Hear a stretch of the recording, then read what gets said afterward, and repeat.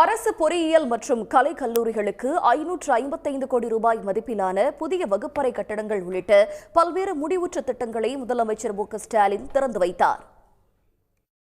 சென்னை தலைமைச் செயலகத்தில் நடைபெற்ற அரசு நிகழ்ச்சியில் வேளாண்மை உழவர் நலத்துறையின் கீழ் 53 கோடியே 60 லட்சம் ரூபாய் மதிப்பிலான 6 ஒருங்கிணைந்த வேளாண்மை விரிவாக்க மையங்கள், 2 விதை சேமிப்பு கிடங்குகள், 4 ஒழுங்குமுறை விற்பனை கூடங்கள், 100 மெட்ரிக் டன் கொள்ளளவு குளிர்பதன கிடங்கு, 16 உழவர் அங்காடிகள் உள்ளிட்டவற்றை முதலமைச்சர் திறந்து வைத்தார்.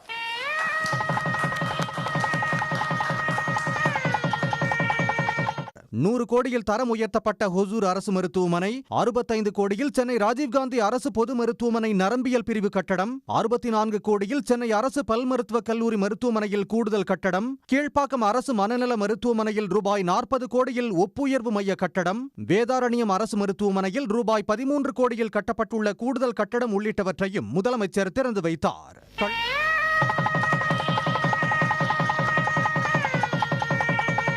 கள்ளக்குறிச்சி, ஈரோடு, குமரி, விழுப்புரம், தஞ்சாவூர் உள்ளிட்ட பல்வேறு மாவட்டங்களில் அரசு கலை கல்லூரி மற்றும் பொறியியல் கல்லூரிகளில் 555 கோடி ரூபாய் மதிப்பில் கட்டப்பட்ட புதிய வகுப்பறைகள், ஆய்வக கூடங்கள், மாணவர் விடுதி உள்ளிட்டவற்றை முதலமைச்சர் திறந்து வைத்தார்.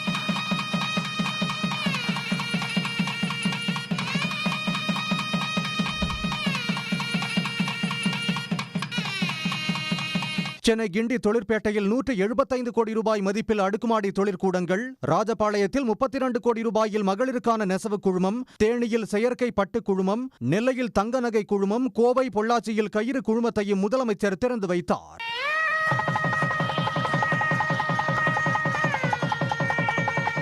மாற்றுத்திறனாளி பயனாளர்களுக்கு அணுகல் தன்மையுடன் கூடிய ஒருங்கிணைந்த சேவைகளை வழங்கிடும் வகையில் 14 கோடியே 51 லட்சம் மதிப்பில் 20 மாவட்டங்களில் 105 விடுதிகள் சேவை மையத்தை முதலமைச்சர் திறந்து வைத்தார். மதுரை, தருமபுரி, கடலூர் மற்றும் ராணிப்பேட்டையில் 21 கோடி ரூபாய் மதிப்பில் புதிதாக கட்டப்பட்டுள்ள தோழி மகளிர் விடுதிகளையும் முதலமைச்சர் மு.க.ஸ்டாலின் காணொலி மூலம் திறந்து வைத்தார்.